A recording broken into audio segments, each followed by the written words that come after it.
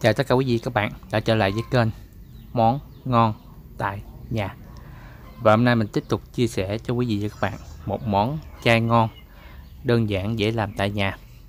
Đó là món sườn cộng quay me. Một món ăn chay rất là thơm ngon, hấp dẫn quý vị. Cái hương vị nó hơi giòn giòn nè. Đặc biệt là chúng ta quay me thì nó sẽ đậm đà cái hương vị me, và nó hơi chua chua ha. Chua là chủ yếu, ngọt nè, và đặc biệt là cay thơm.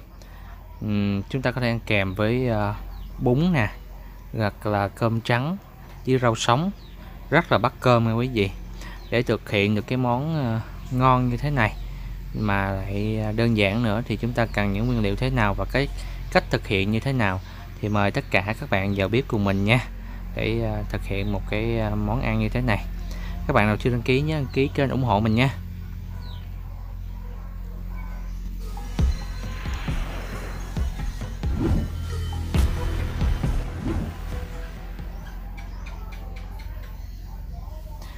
Rồi, trước tiên bây giờ kênh Món Ngon Tại Nhà xin được phép giới thiệu cái phần nguyên liệu. Nguyên liệu thì rất là đơn giản, dễ kiếm các bạn. Để làm cái món sườn cộng này thì quý vị chuẩn bị cho mình khoảng 100 gram sườn non á. Sườn non thì ngoài chợ người ta bán rất là nhiều quý vị. Mua về 100 gram để mình dùng ăn dần cũng được. Nhà đông thì xài khoảng 100 gram. Đó, cái này là mình đã ngâm nước sẵn rồi nè quý vị. Bên cạnh đó quý vị cũng chuẩn bị cho mình 2 trái ớt và tỏi nha. Quay me thì không thể thiếu me, quý vị xài cho mình khoảng 50 gram me chín nha quý vị. Đó, 50 gram me chín. Về những cái gia vị cần thiết thì quý vị chuẩn bị cho mình đường, muối, hạt nêm chay. Nếu quý vị nào thích thì có thể thay muối bằng nước mắm hoặc nước tương cũng rất là ngon nha quý vị. Đó, thì các phần gia vị cũng như thành phần đã đầy đủ. Bây giờ chúng ta sẽ bắt tay vào thực hiện. Cái phần sườn non này nè quý vị, khi mà chúng ta mua về chúng ta ngâm nước khoảng 30 phút.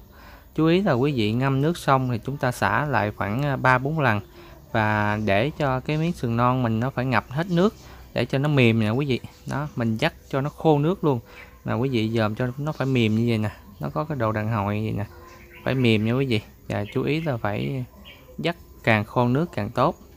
Sau khi mà chúng ta dắt khô nước xong thì cái công đoạn tiếp theo để nhìn cho nó giống cái miếng sườn cộng thì quý vị sẽ cắt ra, cắt theo cái chiều dọc đó quý vị. Thường thì mình thấy mọi người hay cắt theo cái chiều ngang lắm, đó mà mình thấy cắt theo cái chiều dọc thì nhìn nó cái giống cái sườn cộng hơn ha các bạn. Nè, rất là ngon này. Khi mà chúng ta dắt nó khô nước gì nè, một lát khi chúng ta làm nó rất là dễ dàng. Đặc biệt là làm với dầu nó sẽ đỡ văng lắm quý vị, đỡ văng nước lắm. Đó, thì cứ lần lượt như vậy, các bạn hãy cắt hết cái phần sườn non chay ra hết cho mình nha. Rồi về cái phần tỏi ớt thì nếu mà bà con nào mà ăn thuần chay thì chúng ta không thể nào ăn tỏi được, tại vì nó trong cái ngũ vị đó các bạn. Nên chúng ta có thể thay thế này bằng cái gốc hành bao rô với bà con. Đó, thì tỏi thì mình cũng băm ra luôn, băm nhuyễn ra hết. Đó, băm thiệt nhuyễn nha bà con. Đó, tỏi thì ăn cũng rất là tốt cho sức khỏe nên mình sử dụng hơi nhiều chút xíu là 2 củ nha. Rồi bên cạnh đó ớt nữa. Ớt thì mình sử dụng 2 trái. Nếu bà con nào mà ăn không được cay nhiều thì chúng ta sử dụng lại 1 trái hoặc nửa trái cũng được. Nếu ăn cay nhiều hơn nữa thì chúng ta có thể sử dụng thêm, cũng không có bắt buộc là phải sử dụng 2 trái. Thì chúng ta cũng băm nhuyễn nhỏ ra luôn bà con, băm nhuyễn ra luôn cho nó cái phần ớt nè. Rồi để cái phần me này, nếu bà con nào sử dụng nước cốt me thì nó dễ dàng rồi. Nước cốt me nó có bán trong siêu thị, sử dụng dễ dàng. Mình thì xài me thì tùy bà con, có thể xài ít hay nhiều thôi, thích chua nhiều hay chua ít. Mình thì khoảng 50 gram, nói chung là khoảng 1 muỗng là vừa đó bà con. 1 muỗng me, 1 muỗng mình dít vô 1 cục vậy đó, 1 cục me khoảng như 1 muỗng là vừa là vừa với khẩu vị gia đình mình á. Nếu bà con nào thích chua hơn thì chúng ta xài nhiều hơn chút xíu nha. Rồi chúng ta dùng nước ấm nước ấm hơi nóng ấm chút xíu chúng ta sẽ chế vô cái phần me cục này nè, rồi chúng ta dầm ra. Bà con cứ dầm cho nó hết, cho nó ra cái nước cốt me Me này me chín người ta làm rồi nè, nó thành cục cục á, mình phải dầm ra, dầm nè, bà con thấy mình dầm chút xíu nó ra nước được gì nè, nó ra khoảng 1 đến 2 muỗng á, 1 đến 2 muỗng canh á. Và chúng ta sẽ dùng một cái giá chúng ta lọc qua. Đó, mình sẽ hướng dẫn từng bước luôn cho bà con nào mà lần đầu làm á, thì chúng ta làm luôn nó sẽ dễ. Bà con làm chuyên nghiệp á, vô bếp thì như các cô thì không có nói gì rồi, nhưng mà mọi người nhiều khi lâu lâu vô bếp á làm thì những cái công đoạn này nhiều khi cũng không có gần lắm. Chúng ta cứ lọc qua, lọc lấy cái phần nước cốt me này, bỏ đi cái hột me. Chúng ta cứ lấy muỗng đảo qua đảo lại cho nó cái phần nước cốt me nó đi xuống hết nha bà con. Rồi đó, chúng ta sẽ được một cái dung dịch nước cốt me này đậm đặc ha, rất là ngon. Cái này chắc khoảng 2 muỗng đó bà con. Rồi bây giờ chúng ta sẽ tiến hành cái bước tiếp theo, đó là chúng ta sẽ chiên nha.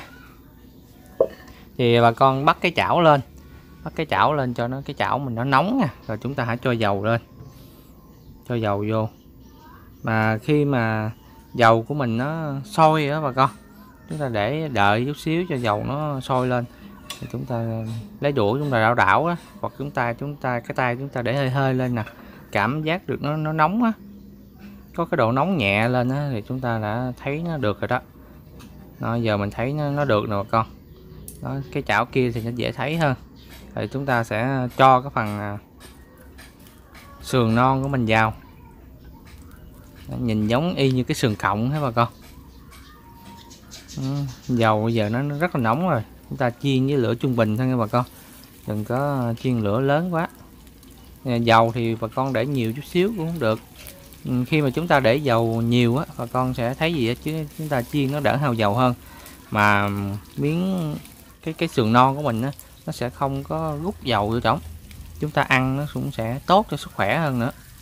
Thì khi mà chúng ta để vô thì chúng ta cứ đảo đều đi, đảo đều hết để cho cái sườn non mình nó chín, cũng như là nó vàng á, nó vàng đều hết các mặt luôn. Mình sẽ ăn nó giòn khấu luôn bà con, rất là ngon. Chịu khó là mình phải canh nha, mình để lửa trung bình thôi, đừng có để lửa cao quá. Lửa nhỏ quá thì miếng sườn của mình nó sẽ rất là mềm, nó sẽ không có ngon, nó sẽ bị rút dầu của bà con. Nên mình để lửa trung bình là thấy ổn nhất. Rồi bây giờ bà con thấy nè, bây giờ nó vàng hết rồi nè, chín vàng rất là giòn luôn nha bà con. Đó, chín nó vàng đều 4 mặt của cái cọng sườn non của mình này nè, rất là ngon luôn, giòn khứu luôn. Rồi bây giờ mình sẽ gấp ra hết đi.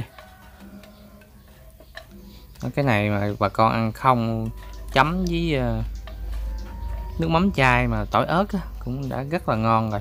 Nhưng bữa nay để lạ miệng á, mình sẽ làm quay me nha, giống như cá lóc quay me nha bà con.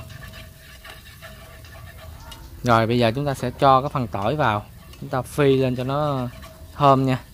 Nhắc lại là bà con nào ăn thuần chay thì chúng ta đổi thành cái gốc hành bao rô nha bà con.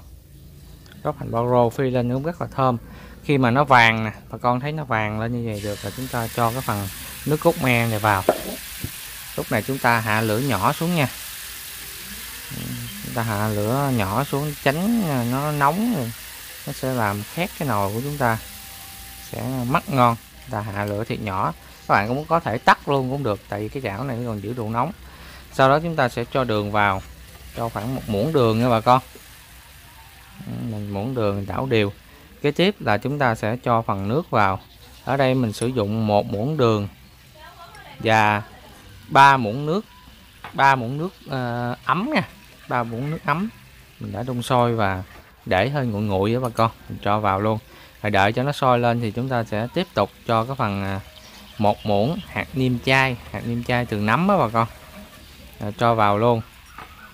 Rồi tiếp theo để cân bằng cái gia vị nó lại thì mình sẽ cho cái phần muối vào. Muối thì mình sử dụng nửa muỗng muối thôi. Nếu bà con nào không sử dụng muối thì chúng ta ở đây chúng ta có thể cho 1 muỗng nước mắm chai á bà con, nước mắm chai vào nó sẽ rất là thơm ngon luôn. Thì hôm nay là tại mình hết nước mắm chai á, nên mình sử dụng nửa muỗng muối Nếu bà con nào sử dụng nước mắm chai á, thì nó sẽ thơm ngon hấp dẫn hơn á. Rồi sau khi mà thấy cái hỗn hợp chúng ta sần sệt là được gì nè bà con, thì chúng ta sẽ cho cái phần tỏi ớt vào. Tỏi ớt vào. Lúc này chúng ta cho tỏi ớt vào là chúng ta để lửa thiệt nhỏ nha. Rồi cho tỏi ớt vào là chúng ta đảo sơn, cái là chúng ta cho luôn cái phần sườn non chai của mình vào. Là chúng ta đảo nhanh tay nha, cái lúc này là phải nhanh tay. Đó, chúng ta đảo cho thiệt đều. Đó, lúc này để lửa nhỏ nha bà con, đừng có để lửa lớn quá thì nó sẽ bị khét á, để lửa nhỏ thôi. Ta đảo đều. Cái lúc mà chúng ta nêm á, bà con cũng phải nếm lại một chút xíu nha, coi nó đã hợp với khẩu vị của gia đình mình chưa.